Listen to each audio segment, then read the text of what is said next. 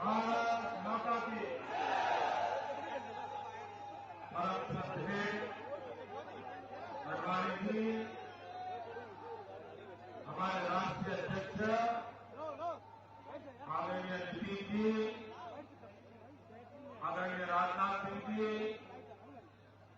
मंच पर विराजमान भारतीय जनता पार्टी के सभी वरिष्ठ नेतागण और हरियाणा के जोश भरे सभी नागरिक भाइयों और बहनों, आप लोगों के प्यार के लिए, आशीर्वाद के लिए मैं आपका बहुत बहुत आभारी हूं।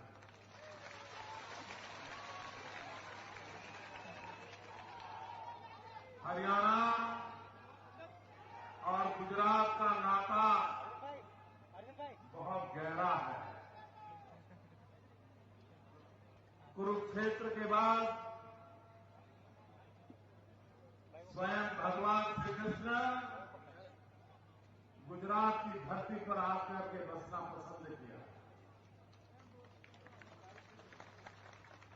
और उसी प्रकार से गुजरात के ही सपूत महर्षि दयानंद सरस्वती ने गुजरात से हरियाणा पंजाब में आकर के जन चेतना जगाने के लिए अपने आप को खपा दिया।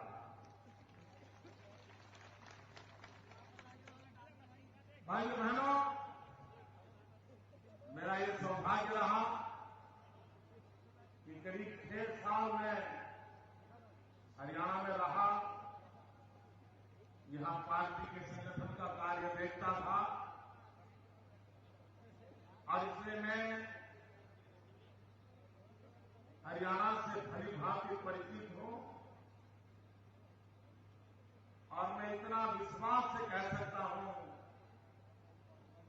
कि हरियाणा के लोगों में इतनी अद्भुत क्षमता है, यह धरती इतनी उर्वरा है कि हरियाणा बहुत आसानी से हिंदुस्तान का नंबर 1 राज्य बन सकता है। लेकिन क्यों नहीं बन पा रहा है, उस सवाल का जवाब हरियाणा के नागरिकों को खोजना चाहिए कि किन लोगों के हाथ में आपने नेतृत्व किया है कि हरियाणा की दुर्दशा है। अब आप बार बार तालियां बजा रहे हो, नारे बजा रहे हो, कभी आपके यहां हरियाणा सरकार के इंटेलिजेंस डिपार्टमेंट वाले घूमते होंगे, उनके कैमरामैन भी होंगे, वो फोटो निकाल करके मुख्यमंत्री जी को देंगे कि जब मोदी जी आए तो ये लोग उछल रहे थे।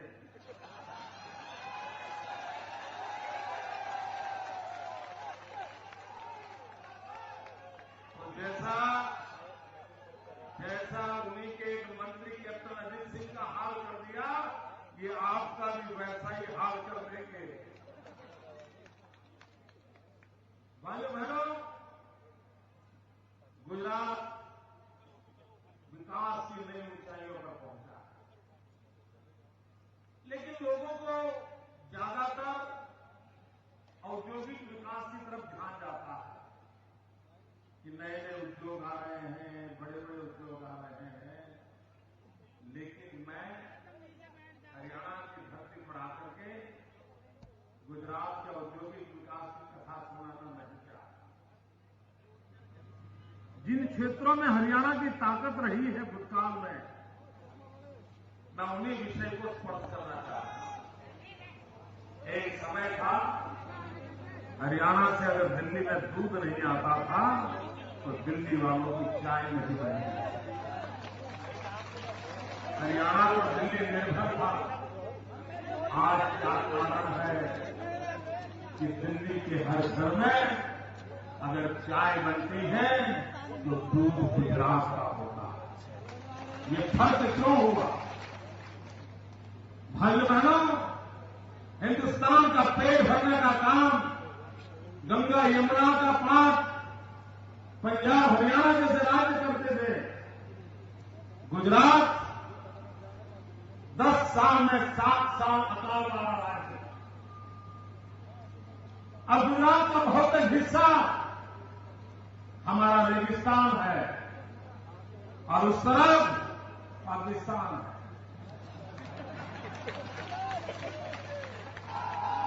हमारे यहां गंगा यमुना जैसी नदियां नहीं हैं। एक नदी हमारे भारत में है गंगा, जो मध्य प्रदेश से आती है। बाकी हमारी पूरी खेती परमात्मा की कृपा पर बारिश पर निर्भर करती है। हिंदुस्तान का कृषि विकास दर 3% से आगे नहीं बढ़ रहा है और गुजरात, जो कि कभी अकाल पीड़ित राज्य माना जाता था, पिछले 10 साल में लगातार 11% कृषि विकास दर करके हमने दुनिया में अपनी स्थिति मजबूत कर। हम कपास की खेती करने वाले राज्य हैं। 2001 में जब गुजरात की जनता ने मुझे काम दिया, 2001 में गुजरात में कॉटन का उत्पादन 23 लाख गांठ था। 2001 में 23 लाख गांठ कपास पैदा होता था। मित्रों, पिछले वर्ष 1,23,00,000 गांठ कपास का उत्पादन हुआ। और मेरी तो मुसीबत ये नहीं है कि परमात्मा रुक जाए। मेरी मुसीबत ये भी नहीं है कि मेरा किसान मेहनत में कम पड़ जाए। लेकिन मेरे देश का दुर्भाग्य है कि दिल्ली में ऐसी सरकार बैठी है कि जो किसानों की भलाई नहीं चाहती है, विदेशियों की भलाई चाहती है। मित्रों, मेरे गुजरात से किसान कपास को एक्सपोर्ट करता है, विदेश भेजता है और उसके कारण मुंह मांगे दाम से उसकी कमाई करता है। आज चीन के बाजार में कोई जाए, हिंदुस्तान के किसी भी कोने से अगर कपास बिकने के लिए चीन के बाजार में जाता है तो वो भी गुजरात का कपास ऐसा कर करके बेचता है। यानी गुजरात का कॉटन आज चीन के बाजार में एक बहुत बड़ी प्रतिष्ठा बन गया है।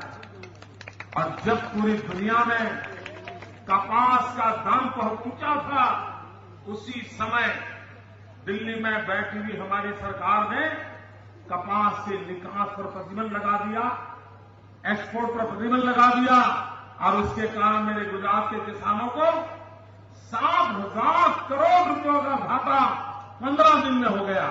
ये किसान विरोधी सरकार होने का ये जीता जागता सबूत है। भाइयों बहनों, हमारा देश व्हाइट रिवॉल्यूशन की चर्चा करता था और गुजरात ने श्वेत क्रांति का नेतृत्व किया था। दूध की क्रांति गुजरात ने करके दिखाई।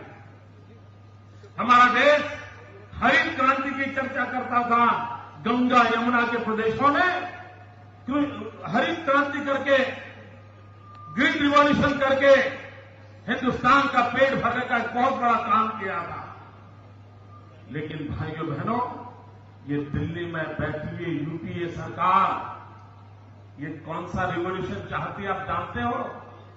आप चौंक जाओगे भाइयों बहनों, चौंक जाओगे। वो व्हाइट रिवॉल्यूशन में उनका इंटरेस्ट नहीं है, ग्रीन रिवॉल्यूशन में उनका इंटरेस्ट नहीं है। उन्होंने अपना मकसद घोषित किया है।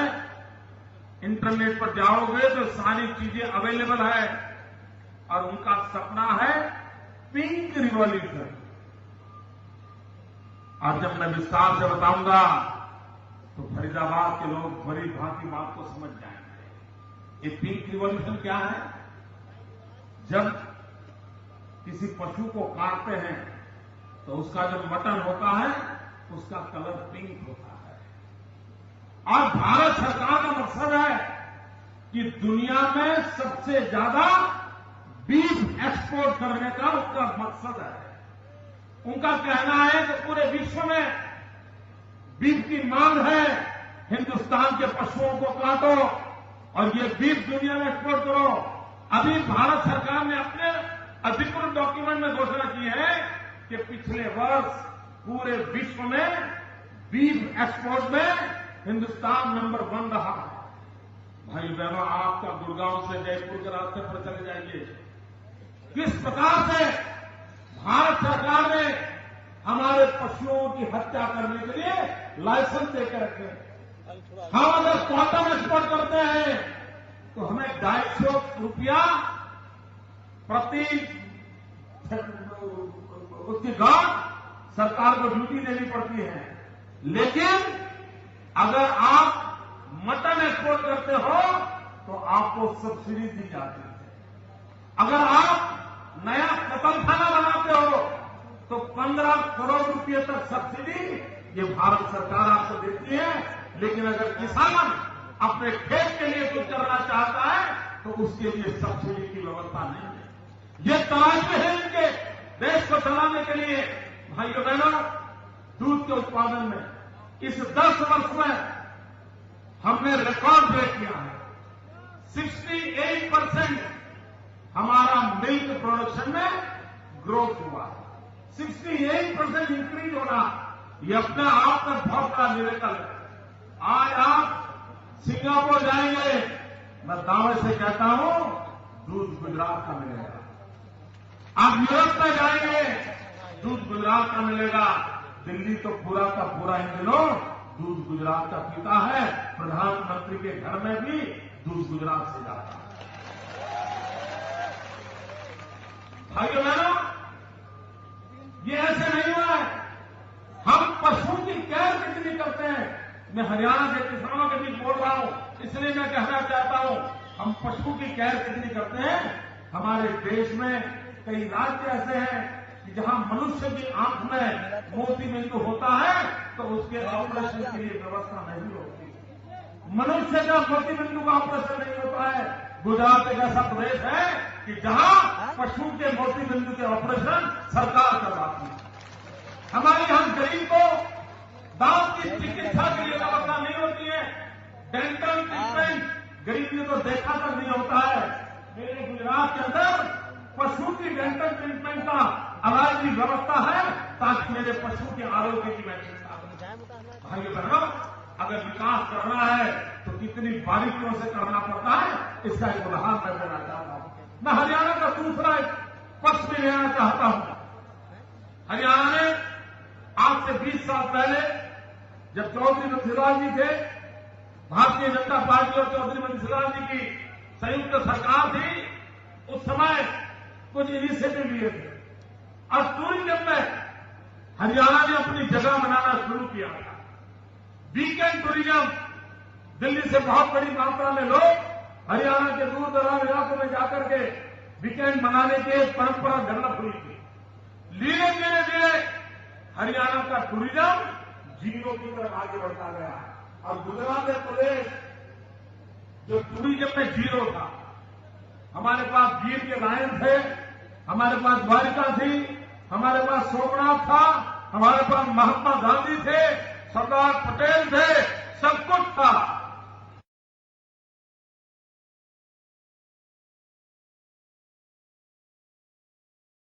और आज हिंदुस्तान में तेज गति से टूरिज्म डेवलप होने वाले राज्य में गुजरात आकर के नंबर 1 पे खड़ा है।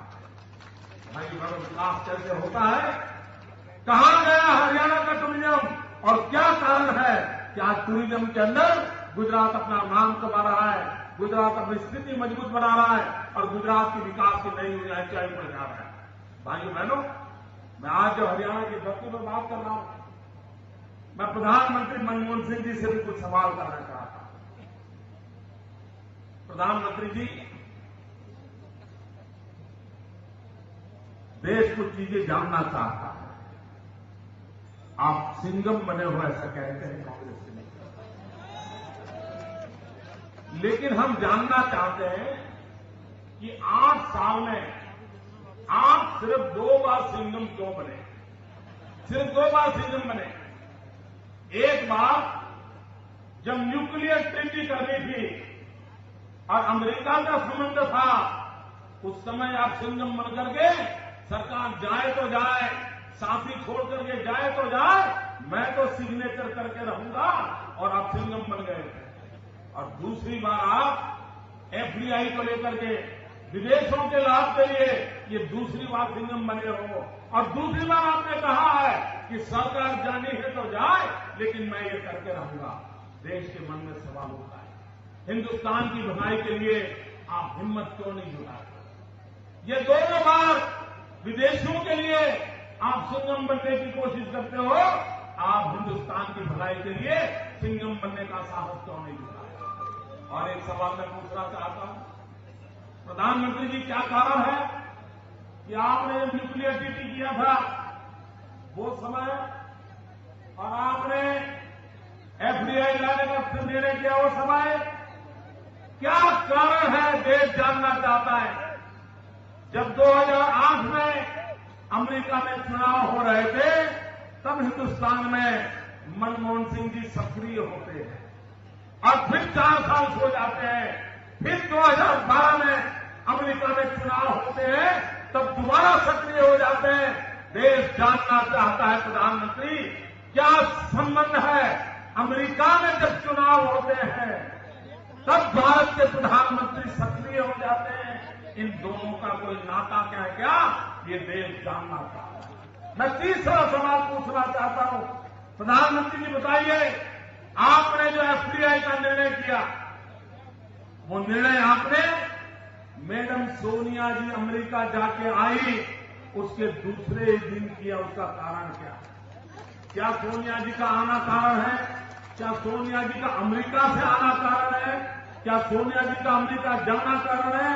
वो कौन सा कारण है कि जिसके कारण आपने ये सारे निर्णय उस कालखंड में किए हैं जिस कालखंड में अनेकों प्रकार के सवाल खड़े होते हैं? मैं कांग्रेस पार्टी से भी सवाल पूछना चाहता हूं, मेरे मीडिया के मित्रों को भी मैं पूछना चाहता हूं, क्या कभी मैडम सोनिया गांधी की जो लाइब्रेरी है, उस लाइब्रेरी के अंदर कांग्रेस पार्टी के किसी मुख्यमंत्री को मैडम सोनिया जी को बुके देते हुए, आप बुके लेते हुआ एक भी फोटो कहीं पर छपी है क्या? कांग्रेस के मुख्यमंत्री की मैं बात कर रहा हूं, और की नहीं। कांग्रेस पार्टी के अध्यक्ष के जो लाइब्रेरी वाला उनका कमरा है, उस कमरे में क्या कांग्रेस के किसी मुख्यमंत्री की तस्वीर मैडम सोनिया जी के साथ छपी है? मैंने अपनी आंखों से कभी देखी नहीं है। लेकिन क्या कारण है कि कोयला कांड में जिसका नाम चमक रहा है, वो मनोज जायसवाल के साथ मैडम सोनिया जी के उस चैम्बर में बुके लेते हुए और अहमद पटेल की रूम में वो तस्वीर छपी है। वो तस्वीर क्या कहती है? देश आपसे जवाब देना पड़ेगा। और एक अंग्रेजी अखबार ने एक खबर निकाली थी, बाद में वो खबर दबा दी गई। वो खबर ये थी कि प्रधानमंत्री का कहना यह है कि श्रीमती सोनिया गांधी के निजी सचिव श्रीमान अहमद पटेल के कहने पर एक कोयला आवंटन हुआ है। ये खबर एक अंग्रेजी अखबार में छपी थी। ये फोटो, वो खबर, इन सब से लगता है कि कांग्रेस पार्टी के अध्यक्ष का इन सारे मसलों में सीधा संबंध है, और देश इन सवालों का जवाब चाहता है। प्रधानमंत्री जी, आप जवाब दीजिए। वो एफडीआई की बात लाए, भांति के कारण दे रहे हैं। आज मुझे कोई बता रहा था, मैंने स्वयं ने वेरीफाई नहीं किया है, मैंने इसको फॉलो नहीं किया है, लेकिन जब चुनाव की शुरुआत हो रही थी अमेरिका की, तो अमेरिका के प्रेसिडेंट मिस्टर ओबामा, उन्होंने अपने ट्विटर पर एक ट्वीट किया था, और ओबामा ने ट्वीट किया था, और अमेरिकन नागरिकों को उन्होंने ट्विटर के माध्यम से प्रार्थना की थी कि मैं अमेरिकन नागरिकों से प्रार्थना करता हूं कि वे छोटे दुकानदारों से खरीदी करें, बड़े बड़े मॉल में खरीदी करने न जाए, वरना अमेरिका के नौजवान लाखों की तादाद में बेरोजगार हो जाएंगे। अगर अमेरिका के प्रेसिडेंट जो लिबरल इकोनॉमी के पुरस्कार हैं, वो अपने देश के नागरिकों को ये कहते हैं कि छोटे छोटे दुकानदारों से खरीदी करो, बड़े बड़े मॉल में जाओगे तो लोग बेरोजगार हो जाएंगे। प्रधानमंत्री जी, क्या आपके ध्यान में है कि ओबामा की पोजीशन है? क्यों आप हिंदुस्तान के गरीबों को, नौजवानों को, छोटे दुकानदारों को तबाह करने पर तुले हो? ये देश जानना चाहता है। भाइयों बहनों, मेरे बाद हमारे राष्ट्रीय नेतृत्व का मार्गदर्शन मिलने वाला है, इसलिए मैं आपका अधिक समय लेता नहीं हूं। आपने जो प्यार दिया उसके लिए मैं आपका बहुत बहुत आभारी हूं। भारत माता की